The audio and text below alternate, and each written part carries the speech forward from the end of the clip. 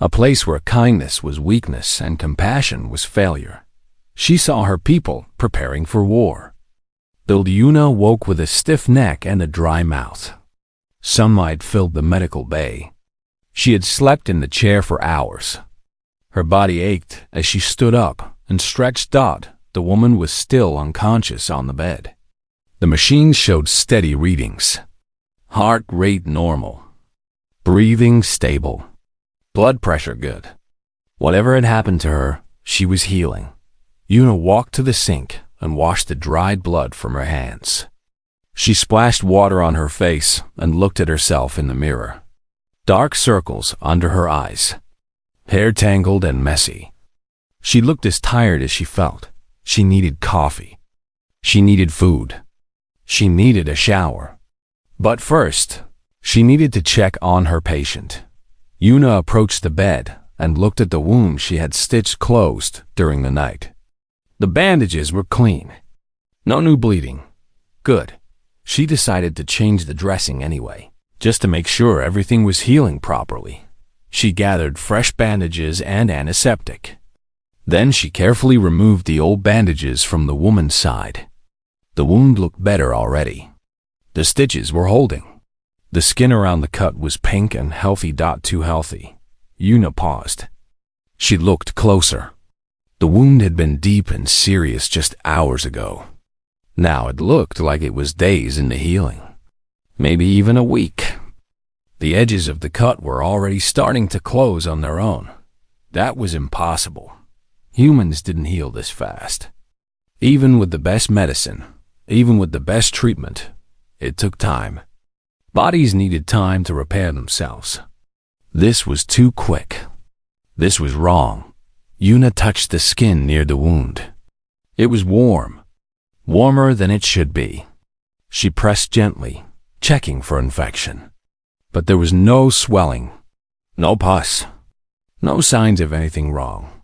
Just impossibly fast healing. She stepped back and looked at the woman's face.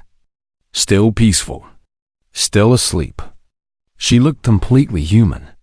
Dark hair, soft features, pale skin. Nothing strange about her appearance at all. But appearances could lie. Yuna's heart began to beat faster. A thought entered her mind. A terrible thought. A thought she didn't want to have. The aliens. The enemy. The ones humanity had been fighting for 30 years. They were shapeshifters. Everyone knew that. They could look like anyone. They could copy human appearance perfectly.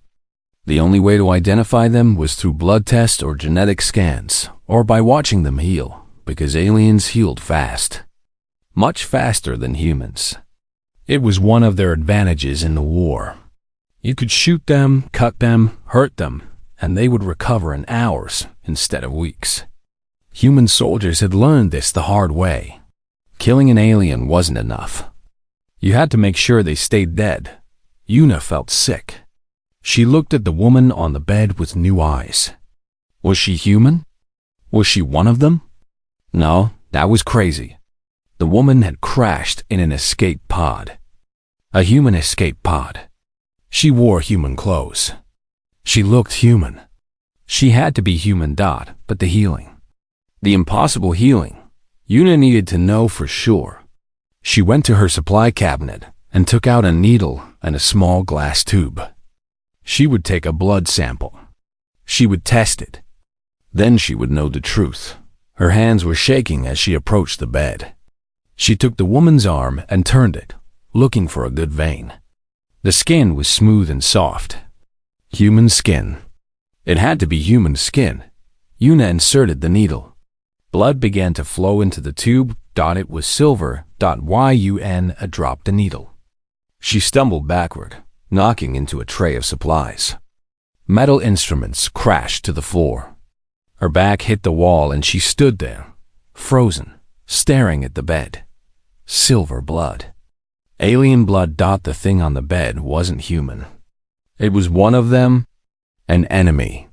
A monster wearing a human face. Yuna's training took over. She reached for the emergency button on the wall. One press, and it would alert the whole colony. Security would come. They would contain the alien. They would know what to do. Her finger touched the button, and then the woman opened her eyes. They were brown. Human brown.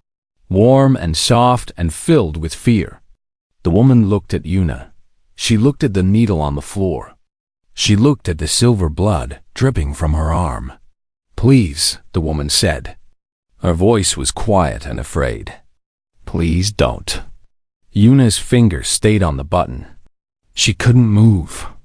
She couldn't think. Her heart was pounding so hard she could hear it in her ears. "You're one of them," Yuna said. Her voice came out as a whisper. "You're an alien." The woman closed her eyes. A tear rolled down her cheek. A silver tear. "Yes," she said. "I am." The truth hung in the air between them. Yuna felt the world shifting under her feet. Everything she knew, everything she believed, was changing in this moment. "I should call security," Yuna said. "I should turn you in." "I know," the woman said. She didn't try to stop her. She didn't try to fight. She just lay there, crying silver tears, waiting for Yuna to make her choice. "Why are you here?" Yuna asked. "Why did you come to this colony?" The woman opened her eyes again. She looked at Yuna with an expression that seemed almost human. Sad, tired, defeated. "I ran away," she said. "I couldn't do it anymore. I couldn't be part of the killing." "The killing?" Yuna's finger was still on the button. "Your people have killed millions of us. Billions. You started this war." "I know," the woman said. "And I'm sorry. I'm so sorry." The words hit Yuna like a physical blow. Sorry. An alien was saying sorry. She had never heard of such a thing. Aliens didn't apologize. They didn't feel regret. They were cold, logical, merciless. That's what everyone said. That's what Yuna had always believed. "Why should I believe you?" Yuna asked.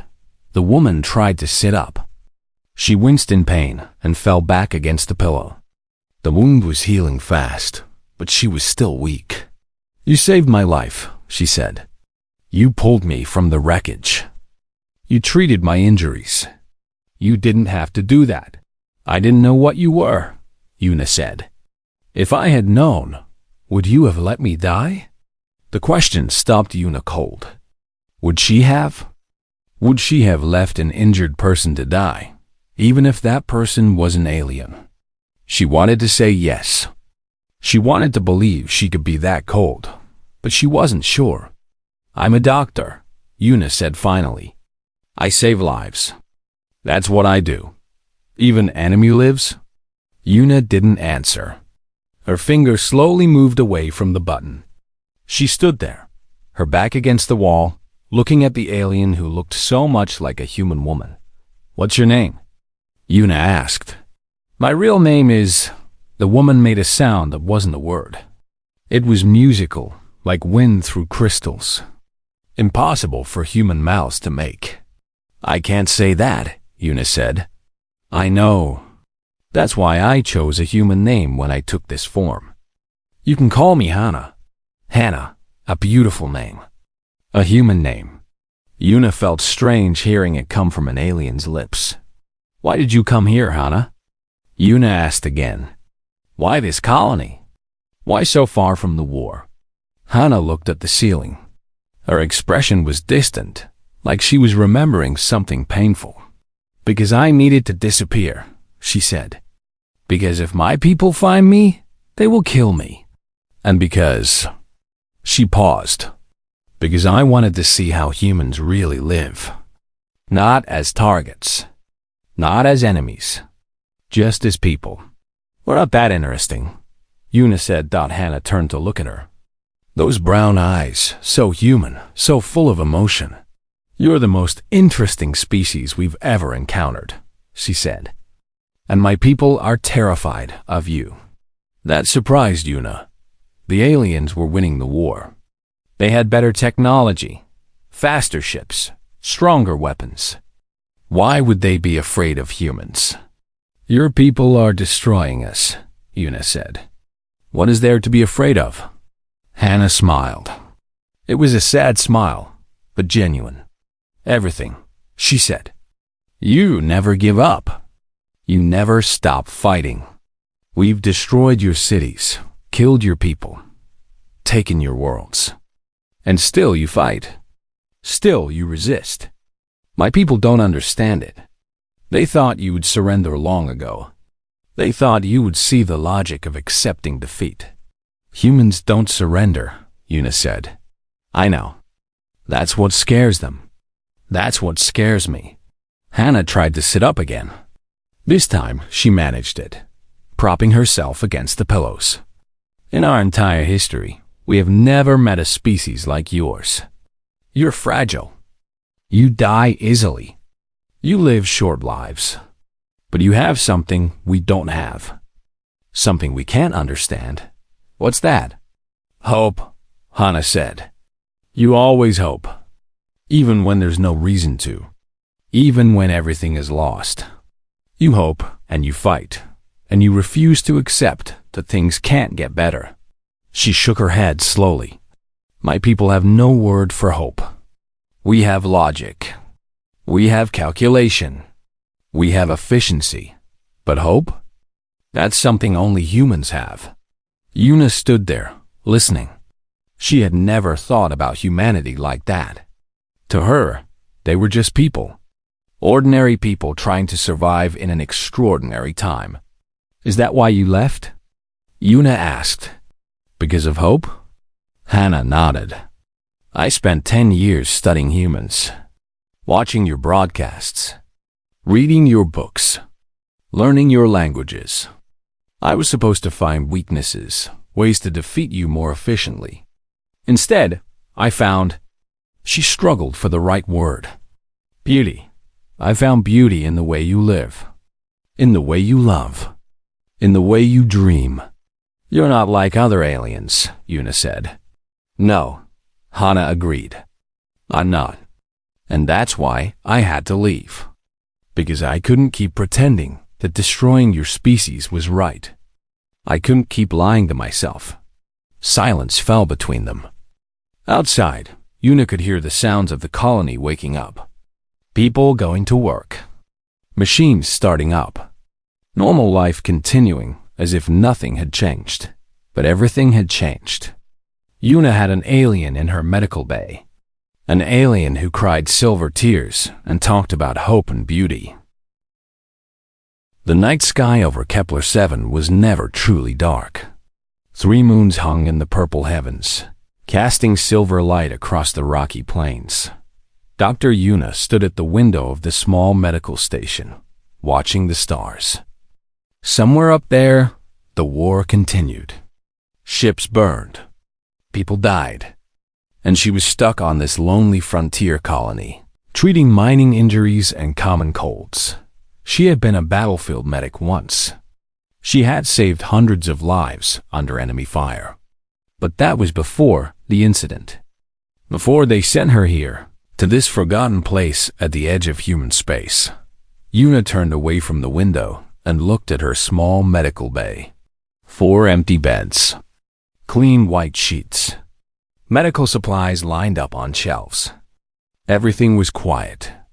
Everything was always quiet on Kepler-7. The colony had only 300 people. Miners, mostly.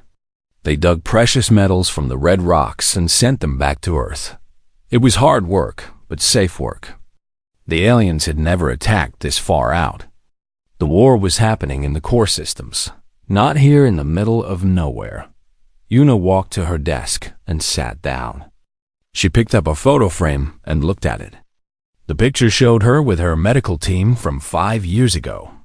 12 people, all smiling. Half of them were dead now. The war had taken them, one by one. She put the photo down and rubbed her tired eyes. It was past midnight. She should sleep. But sleep never came easy anymore. The nightmares always found her. A sudden sound made her jump. The emergency alarm. Red lights began to flash across the ceiling. A voice came through the speakers. Attention all personnel. Unknown object entering atmosphere. Impact predicted in Sector 7. All emergency teams respond. Yuna was on her feet before the message finished. She grabbed her medical bag and ran out the door. Her heart was beating fast. This was the first interesting thing to happen in 6 months. Outside, the air was cold and thin. Kepler 7 had less oxygen than Earth, and Yuna had never fully gotten used to it. She climbed onto her hover bike and started the engine. The bike lifted off the ground and shot forward into the night. Sector 7 was 15 minutes away. As Yuna rode, she looked up at the sky. She could see something falling. A bright orange trail of fire cutting through the purple darkness. It was small. Maybe an escape pod. Maybe debris from the war finally reaching this far out. She pushed the bike faster. The mining roads were rough and empty. Yuna passed huge machines sitting silent in the moonlight. Giant drills and transport trucks, waiting for the morning shift. The landscape around her was all red rock and dust. Nothing grew here. Nothing lived here except the humans who had come to take what they could. The falling object hit the ground before Yuna arrived. She saw the flash of impact in the distance. A cloud of dust rose into the sky. She turned her bike toward it. When she reached the crash site, she found a small crater in the rocky ground. Smoke rose from the center. Yuna stopped her bike and jumped off. She approached carefully, her medical bag over her shoulder. It was an escape pod. She could see that now. The design was human. Standard military issue. The kind they used on warships when everything went wrong. But what was a military escape pod doing here, so far from the fighting? The pod was damaged. One side was crushed from the impact. Smoke poured from cracks in the metal. Yuna circled it, looking for the door. She found it on the far side, bent but not sealed shut. She pulled at the door. It didn't move. She pulled harder. Her muscles burned. Finally, with a loud screech, the door came open. Inside, it was dark and smoky. Yuna coughed and waved her hand in front of her face. She turned on the light attached to her medical bag and pointed it into the pod. There was someone inside. A woman. Young, maybe in her 20s. She was strapped into the pilot's seat, unconscious. Her head hung forward, dark hair covering her face. She wore a simple gray uniform, the kind refugees wore when they were evacuated from war zones. Blood. Yuna could see blood. It soaked through the woman's uniform on her left side. A serious wound. Can you hear me? Yuna asked. No response. She climbed into the pod and pressed her fingers to the woman's neck. There was a pulse. Weak, but there. Yuna worked quickly. She had done this 1,000 times before. She unstrapped the woman from the seat and carefully pulled her out of the pod. The woman was light, easy to carry. Yuna laid her on the ground and began to examine the wound. A deep cut on the left side of her body, just below the ribs. It looked like something had sliced through her. Shrapnel, maybe. Or enemy weapons fire. The bleeding was bad but not fatal yet. If Yuna could get her back to the medical bay, she could save her. She took out bandages and pressed them against the wound. She needed to stop the bleeding for now. Proper treatment would have to wait. You're going to be okay, Yuna said, even though the woman couldn't hear her. It was habit. Something she always said to patients. I've got you. She looked at the woman's face. Pretty. Peaceful. She looked like she was just sleeping. But Yuna knew better. She knew how close this stranger was to death. Getting the woman onto the hover bike was difficult. Yuna had to hold her carefully, keeping pressure on the wound while also driving. It was slow going. Every bump in the road made her worried as she rode back to the medical station. Questions filled her mind. Who was this woman? Where had she come from? The escape pod was military, but the uniform was civilian. That didn't make sense. And how had she gotten wounded? The war was supposed to be far away from here. The colony was awake when Yuna arrived. The crash had brought people out of their homes. They stood in small groups, talking and pointing at the sky. Some of them saw Yuna and the injured woman and came to help. "Back off," Yuna said. "Give me space. I need to get her inside." They listened. People always listen to doctors. Yuna carried the woman into the medical station and laid her on the nearest bed. She sealed the door behind her and got to work. First, she cut away the bloody uniform. The wound was worse than she had thought. Deep. The skin around it was turning dark. There might be internal damage. Yuna hooked the woman up to machines that would monitor her heart and breathing. Then she began to clean the wound. Fresh blood flowed as she removed the temporary bandages. She worked fast, her hands steady from years of practice. She had seen wounds like this before. She knew what to do. The woman didn't wake up. Her face stayed peaceful, her breathing shallow. The machines beeped steadily. Everything was stable for now. Yuna prepared her surgical tools. She would need to close the wound properly. She would need to check for internal bleeding. It was going to be a long night. As she worked, she thought about the woman. There was something strange about her. Something Yuna couldn't quite identify. Maybe it was the way she breathed. Too slow, too controlled. Even unconscious people breathe differently. This woman breathed like a machine. Every breath exactly the same as the last. Yuna shook her head. She was tired. Her mind was playing tricks on her. She focused on the wound. The cut was clean. Not ragged like shrapnel would make. Not burned like energy weapons would cause. It looked almost surgical. Like someone had cut her deliberately. Like someone had wanted to hurt her, but not kill her. Strange. Yuna stitched the wound closed. Layer by layer, she repaired the damage. The bleeding stopped. The monitors showed improvement. The woman was going to live. When the surgery was done, Yuna sat down in a chair next to the bed. She was exhausted. Her hands were covered in blood. The first sunlight of the morning was coming through the window, painting the room in shades of orange and pink. She looked at the woman. Still unconscious.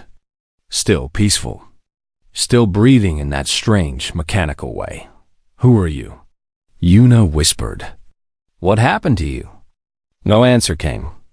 The woman just slept. Yuna closed her eyes. She would rest for just a moment.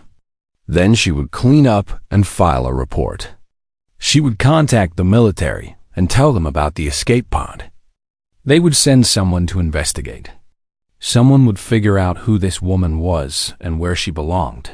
But for now, Yuna was just tired. She had done her job. She had saved a life. That was all that mattered. She drifted into an uneasy sleep, her head resting against the wall. Outside, the sun rose over the red rocks of Kepler-7.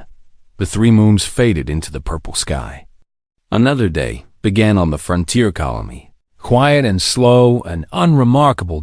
In the medical bay, the machines continued to beep. The woman continued to breathe. And in her veins, hidden beneath human skin, her silver blood continued to flow. But Yuna didn't know that yet. She didn't know anything yet. She was just a doctor who had saved a stranger. A simple act of kindness on a lonely night. The kind of thing humans did without thinking.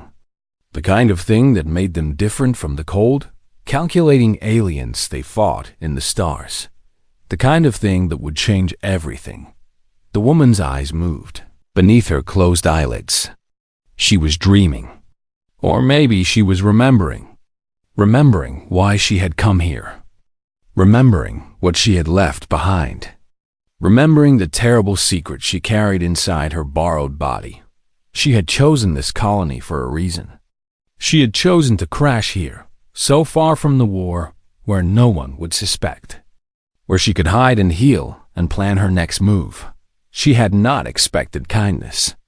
She had not expected someone to pull her from the wreckage and save her life.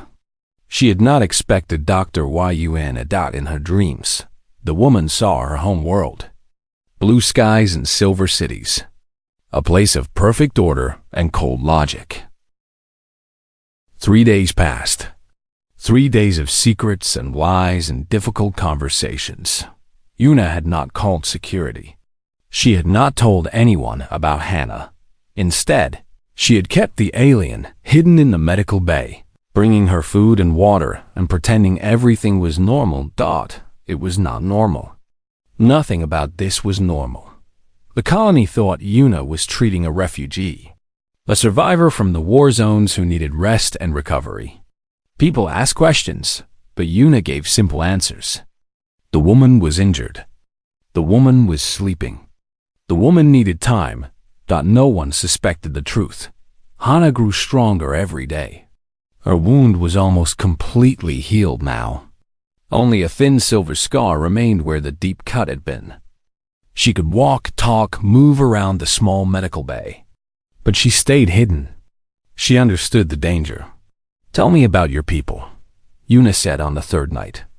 They sat across from each other in the dim light, sharing a simple meal of rice and vegetables. "Tell me why this war started." Hannah set down her bowl and looked at her hands. Human hands. Borrowed hands. "My people have existed for a very long time," she said. "Longer than humans have walked on Earth. We spread across the stars thousands of years ago. We built great civilizations. We thought we understood everything. What happened? We stopped growing." Hannah's voice was sad. "We became perfect. Too perfect. Every problem was solved. Every question was answered. There was nothing left to discover, nothing left to learn. We became bored, empty, lost." Yuna tried to imagine a civilization with no challenges, no struggles. It sounded like paradise. But looking at Hannah's face, she could see it had been something else entirely. "Then we found other species," Hannah continued. "Young species. Growing species. Species that still had dreams and questions and problems to solve. We studied them. We learned from them. And then, you destroyed them," Yuna said. Hannah nodded slowly. "Not all of them. Some we absorbed. Some we changed. But yes, many we destroyed. It became a pattern. Find a species. Study them. Take what we needed. Move on. And humans?" Hannah looked up. Her brown eyes met Yuna's. "Humans were different. You had something we had never seen before. You were weak and fragile and divided among yourselves. But you had fire. You had passion. You had this strange, beautiful belief that tomorrow could be better than today. Hope," Yuna said. "Yes, hope. We didn't understand it. We couldn't explain it logically. So we decided to study you. We sent observers. We watched your world for decades, learning your ways, your languages, your history. You were spying on us." "Yes," Hannah admitted. "And we were preparing. We thought humanity would be easy to conquer. You had no ships, no weapons that could threaten us. We thought you would surrender when you saw our power. But we didn't. No." Hannah almost smiled. "You fought back. With everything you had. You built ships from scraps. You turned mining equipment into weapons. You attacked our supply lines, our communications, our bases. You did things we never expected." Yuna remembered the stories. The early days of the war, when humanity was completely outmatched. The desperate battles. The terrible losses. The small victories that kept hope alive. "We're stubborn," Yuna said. "It's not always a good thing. It's the best thing about your species," Hannah said. "And it's why my people are afraid. They've never failed to conquer a target before. They've never faced an enemy who simply refused to give up. It's making them desperate." "What do you mean?" Hannah's expression grew serious, dark, afraid. "They're planning something," she said. "Something big. I don't know all the details, but I know it will be terrible. They want to end the war quickly, before humanity can grow any stronger. Before you can find new ways to fight back. A chill ran down Yuna's spine. What kind of plan? I'm not sure. That's why I left. I was going to be part of it. I was supposed to help them. But I couldn't. I couldn't be part of destroying everything beautiful about your species. Yuna stood up and walked to the window. Outside, the colony was quiet and dark.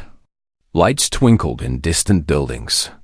People were sleeping, unaware of the conversation happening in the small medical bay.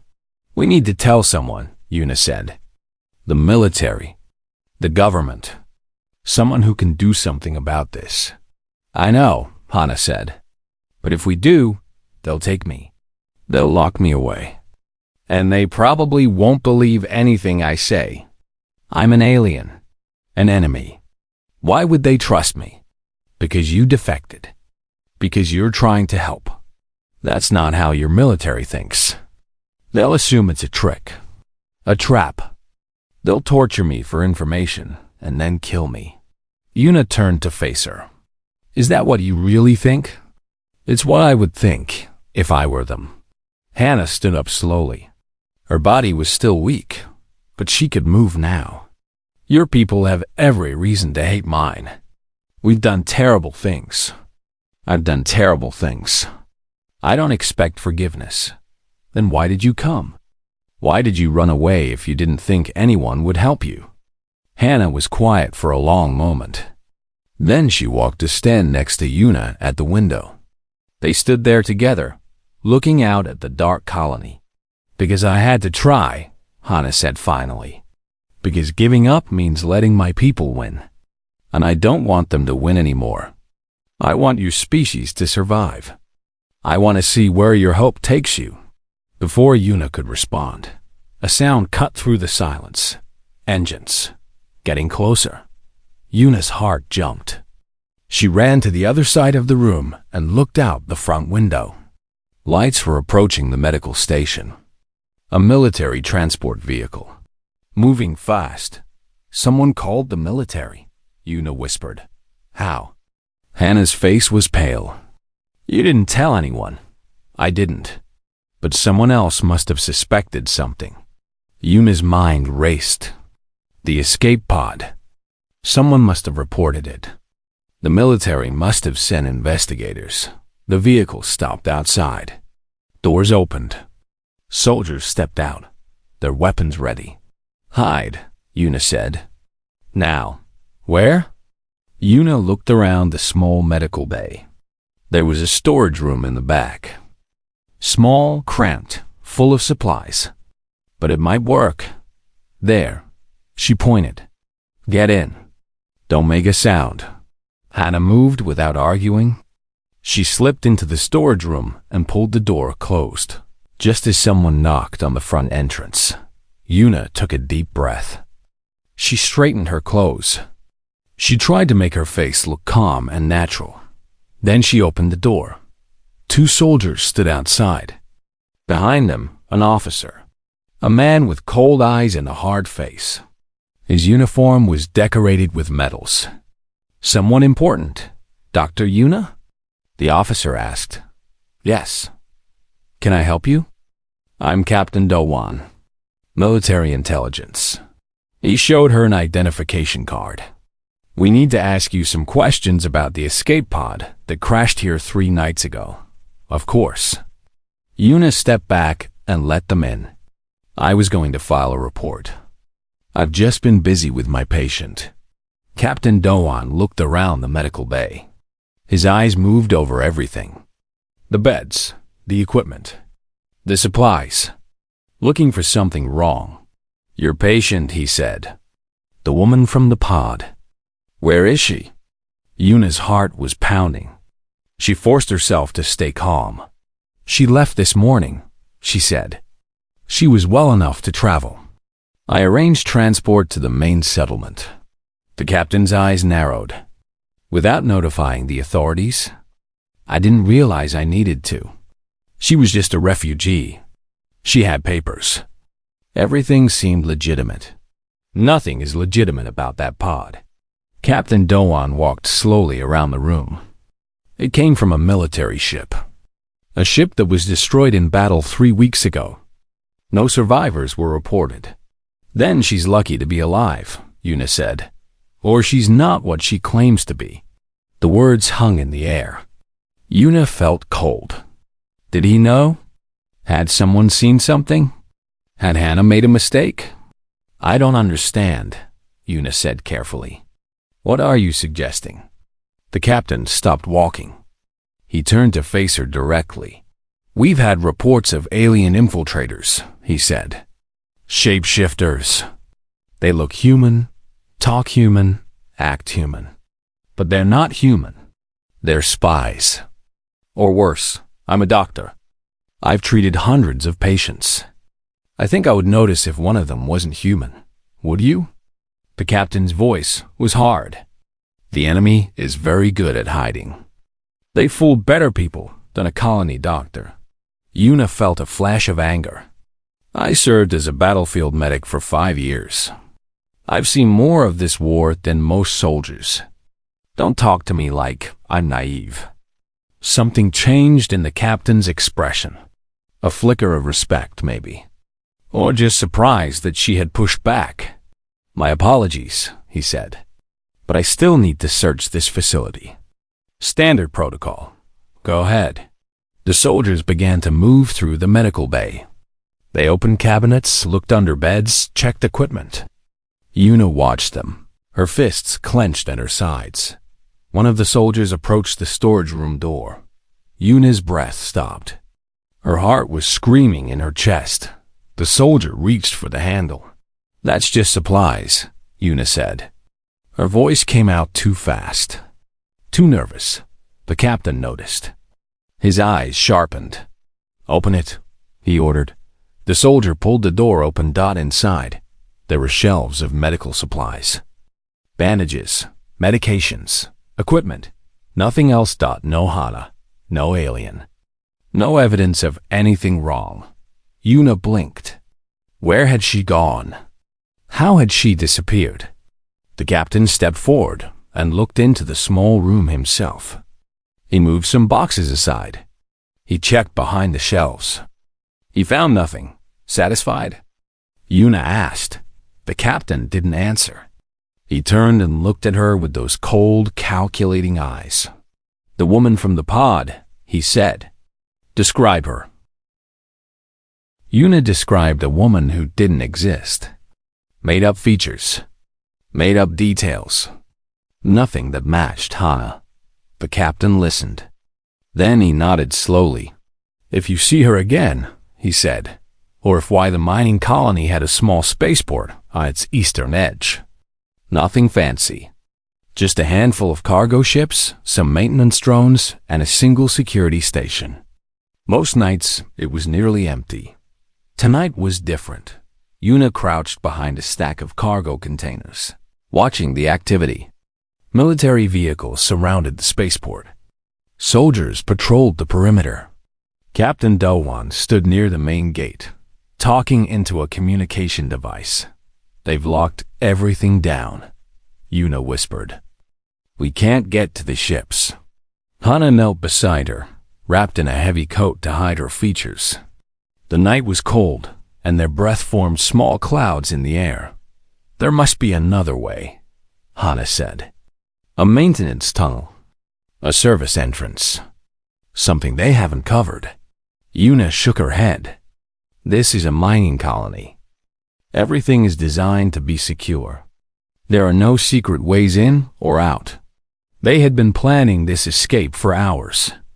Una had packed medical supplies, food, and a small energy weapon she kept for emergencies. Hannah had recovered enough to travel. Everything was ready except for one problem. They had no ship. We could wait, Hannah suggested. Maybe the lockdown will end in a few days. We don't have a few days. The captain suspects me. He'll come back. He'll search more carefully. He'll find evidence.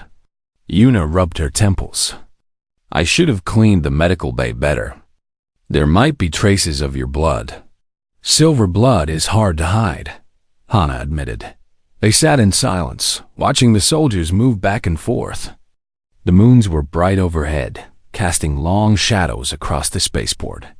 I could turn myself in, Hana said quietly. Yuna turned to look at her.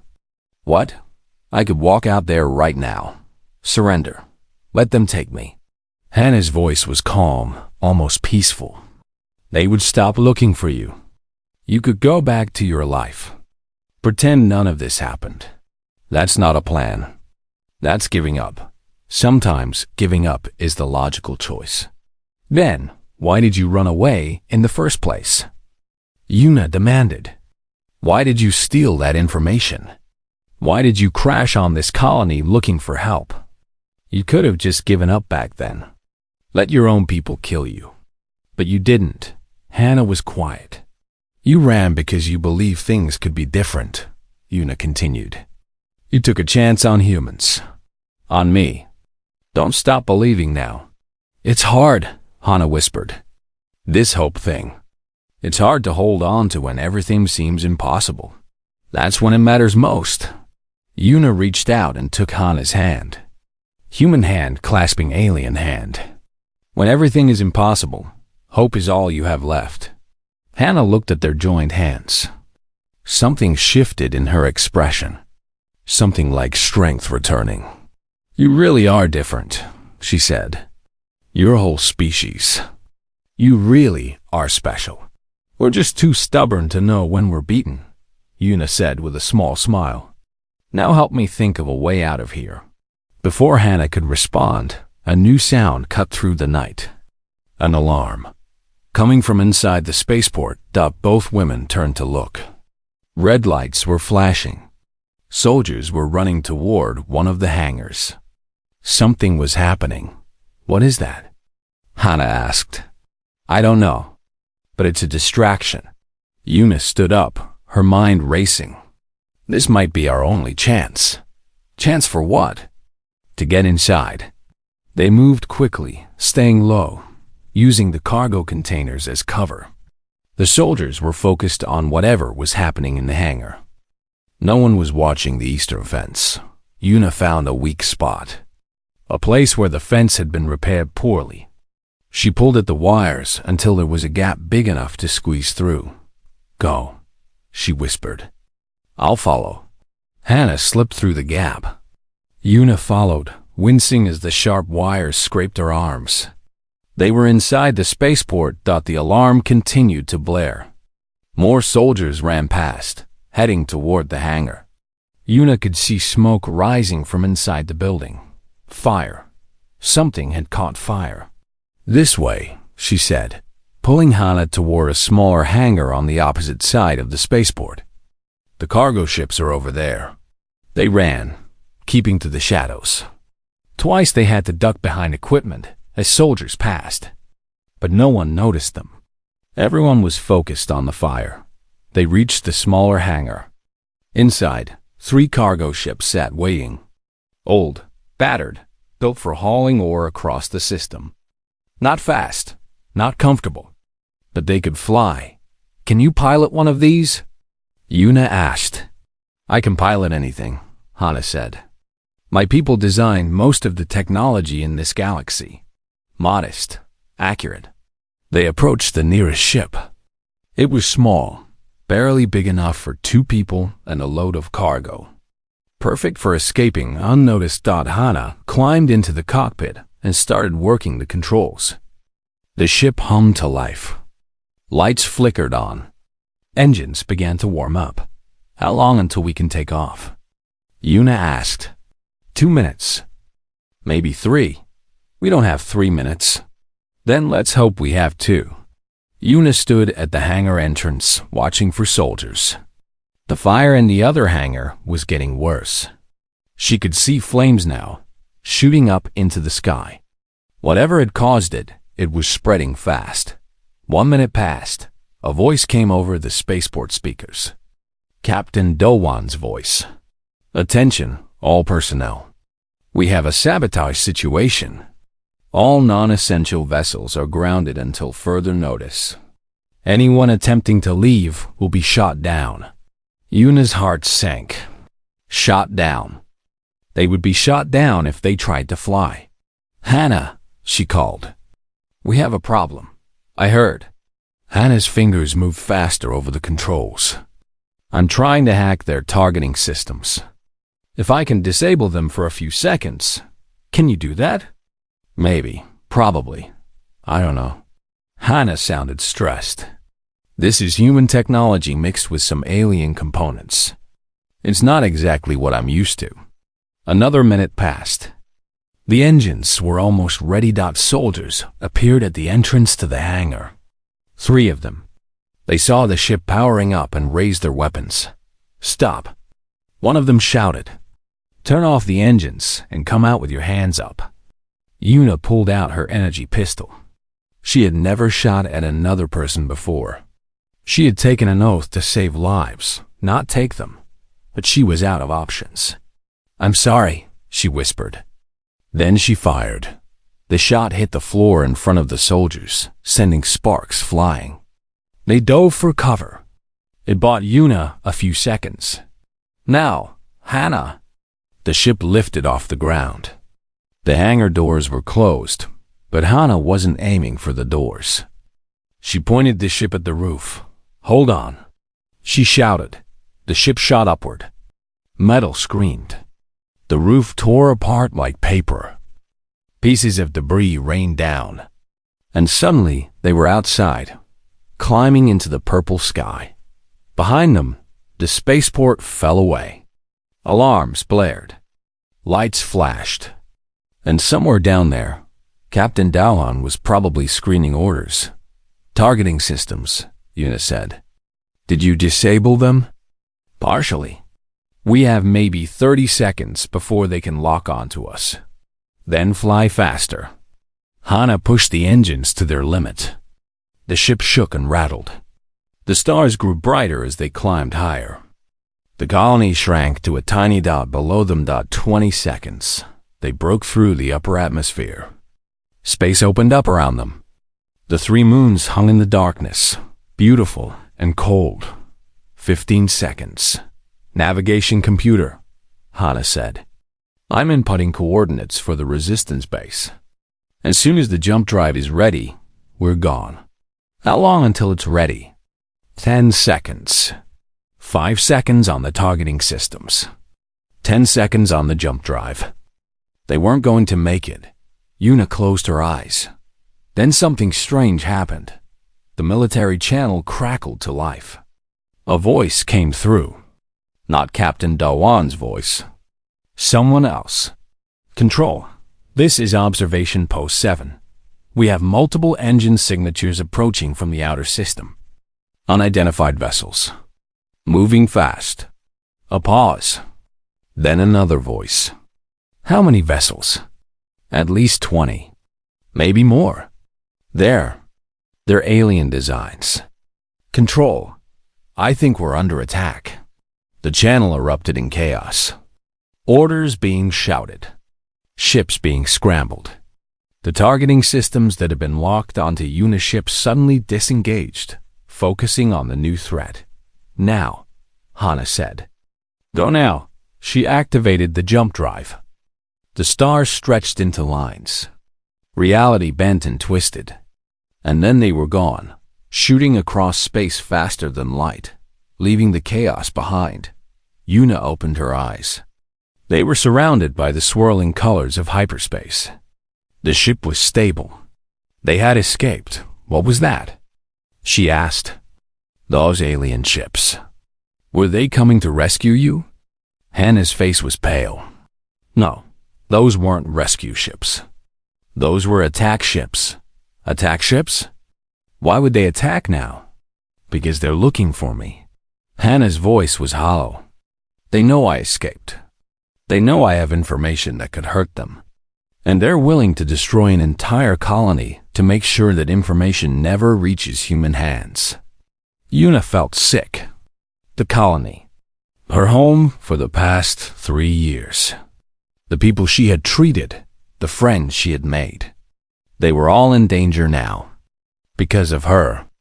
because she had chosen to help an alien. "We have to go back," she said. "We have to warn them. We can't.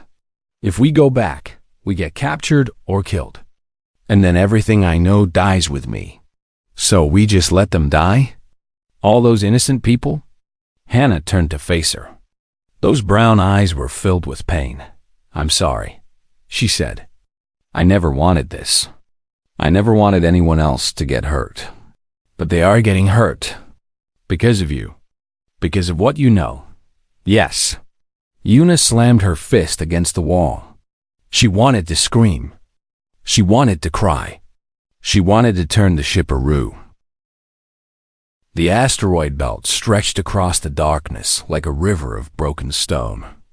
Thousands of rocks, some tiny, some the size of mountains, tumbled slowly through space. It was the perfect place to hide. Una guided the cargo ship through the debris field, following the coordinates Hannah had provided. They had been traveling for 12 hours. Both women were exhausted, but they couldn't rest. "Not yet. There," Hannah said, pointing at the view screen. "That large asteroid with the crater on the eastern face. The base is inside." Una looked. The asteroid was massive, kilometers across. It looked dead and empty, just another piece of space rock. But as they got closer, she could see faint lights in the shadows of the crater. "How do we get in?" "There's a hidden entrance. I'll send the signal." Hannah pressed a sequence of buttons on the ship's communication system. A moment later, a light flashed on the asteroid's surface. Once, twice, 3 times. "That's the response code," Hannah said. "They know we're coming." A section of the crater wall slid open, revealing a tunnel leading into the asteroid's interior. Una flew the ship inside. The walls were close on either side, barely enough room to maneuver. She held her breath until they emerged into a massive cavern. The resistance base spread out before them. It was bigger than Una had expected. Dozens of ships were docked along the cavern walls. Buildings and structures had been built into the rock itself. Hundreds of people moved through the open spaces, working, talking, living. This wasn't just a military base. It was a community. "How long has this been here?" Una asked. "Years," Hannah said. "The aliens don't know about it. The resistance has been growing in secret, building strength, waiting for the right moment." A voice came through the communication system. "Unknown vessel, identify yourself." Una looked at Hannah. "What do I say?" "Tell them you have information. Tell them you have an alien defector who wants to help." Una pressed the transmit button. "This is Dr. Una from Kepler 7 Colony. I have an alien defector on board. She has information about enemy plans. She wants to share it with your leadership." Silence. Then the voice returned. Different now. Suspicious. "An alien defector? That sounds like a trap." "It's not. She saved my life. She's been hunted by her own people. She's taking a huge risk being here." More silence. Una could imagine the conversations happening in the control room. The debates. The fears. The suspicions. Finally, the voice spoke again. "Proceed to landing platform 7.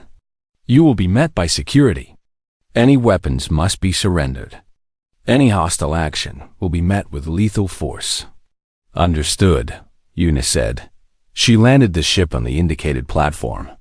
Before the engines had fully powered down, soldiers surrounded them. Men and women in worn uniforms, carrying well-used weapons. Their faces were hard and watchful. Una opened the ship's hatch and stepped out, hands raised. "I'm Dr. Una. I'm human. I'm not armed." The soldiers didn't lower their weapons. Their leader, a tall woman with gray hair and scars on her face, stepped forward. "Where's the alien?" "Inside. She's injured. She won't hurt anyone. We'll be the judge of that." Hannah appeared in the hatch. She moved slowly, carefully, her hands visible at all times. When the soldiers saw her, Some of them tensed. A few aimed their weapons directly at her. "I mean no harm," Hannah said. Her voice was calm, but Yuna could see fear in her eyes. "I came here to help." "Get down on the ground," the gray-haired woman ordered. "Face down.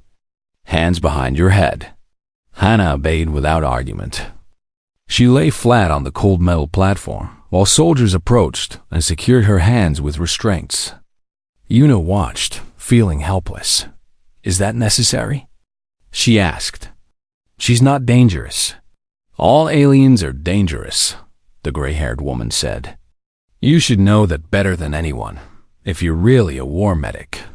They were taken through the base, surrounded by armed guards. People stopped to stare. Word spread quickly. An alien, a defector. Here, in the heart of the resistance. The reaction was not friendly. Yuna heard angry whispers. She saw hostile faces. These people had lost family, friends, homes to the aliens. They had every reason to hate, but there was also curiosity. Questions in people's eyes. Why would an alien defect? What could she possibly want? They were brought to a large room deep inside the asteroid. A council chamber of some kind. A long table dominated the space, with a dozen seats around it. Most of those seats were filled with men and women who looked like they hadn't slept in years. The leaders of the resistance thought at the head of the table sat an old man with white hair and kind eyes. Despite his age, there was strength in his posture, authority in his presence. "I am General Taiho," he said. "I lead this resistance. And you claim to be an alien who wants to help us." Hannah, still in restraints, stood before the table. Yuna stood beside her. "Yes," Hannah said. "I was a high-ranking analyst in my people's intelligence division. I had access to strategic plans, military deployments, and long-term objectives. I have brought all of that information here." "Why?" General Taiho asked. "Why would you betray your own species?" "Because my species is wrong." Hannah's voice was steady. "We have waged this war based on fear and arrogance. We saw humanity as a threat to be eliminated. But I have come to believe that humanity deserves to survive. That the universe would be poorer without you." Murmurs around the table. Skeptical looks. One man, younger than the others, slammed his hand down. "This is obviously a trick," he said. "The aliens have never shown mercy.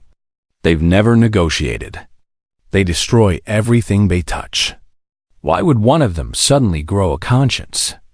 "Because I'm not like the others," Hannah said. "I spent years studying humanity, living among you, learning your ways. And what I learned changed me.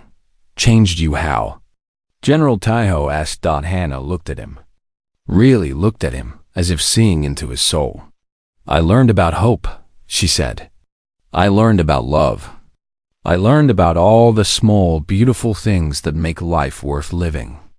My people have forgotten these things. We've lived so long that we've lost our connection to what matters. But humans haven't forgotten. You hold on to hope even in your darkest moments. You love even when it hurts. You fight even when you can't win." She paused, gathering herself. "I watched your people for 10 years, she continued. "I saw mothers protecting children. I saw soldiers sacrificing themselves for strangers. I saw artists creating beauty in the middle of war.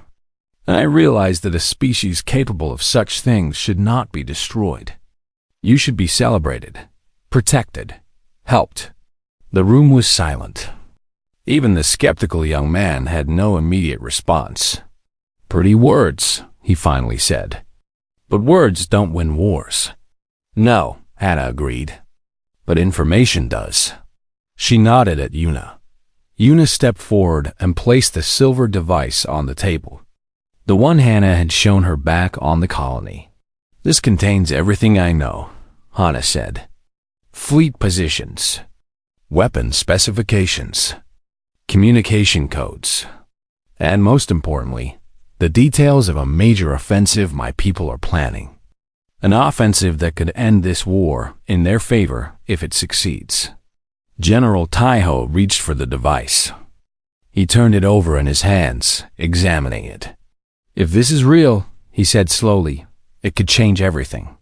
It is real, Hana said, and I am willing to answer any questions you have. Submit to any tests you require. Do whatever it takes to prove my sincerity. Why her? The young man pointed at Yuna. Why did you go to her? A random doctor on a frontier colony? It wasn't random, Hana said. I chose that colony because it was far from the fighting. But I didn't choose Dr. Yuna. I crashed near her by accident. She saved my life without knowing what I was. And when she discovered the truth, she didn't turn me in. She helped me. Is that true? General Taiho asked Yuna. Yuna nodded. I found her in a crashed escape pod. She was badly injured. I treated her wounds. When I discovered she wasn't human, She hesitated. I was scared. I was confused. But I listened to her. And what she said made sense. You trusted an alien, the young man said. An enemy. That's either very brave or very stupid. Maybe both, Yuna admitted. But I'm a doctor. I see people, not species. And when I looked at Hannah, I saw someone who needed help. Someone who was trying to do the right thing. I couldn't turn my back on that. General Taiho studied both women for a long moment. His eyes moved between them, taking their measure. Remove her restraints, he finally said. Sir? One of the soldiers looked uncertain. You heard me. Remove them. The soldiers obeyed. Hana rubbed her wrists, looking surprised. You believe me? She asked. I don't know yet, the general said. But I believe in giving people chances. That's what makes us human. He stood up and walked around the table until he stood directly in front of Hana. If you are lying, if this is a trick, I will personally ensure that you don't live to regret it. I understand, but if you are telling the truth, he extended his hand. Then maybe, together, we can end this war. Hana looked at his hand. A human gesture. An offer of trust. Of partnership. She took it. Together, she agreed. The next few days were a blur of activity. Technicians analyzed the data from Hana's device. Intelligence officers questioned her for hours about enemy positions and strategies. Military planners began working on new approaches. Incorporating the information she had provided. And slowly, attitudes began to change. Not everyone accepted Hana. Some people refused to be in the same room with her. Some called her names, threatened her, tried to convince the leadership that she was a spy.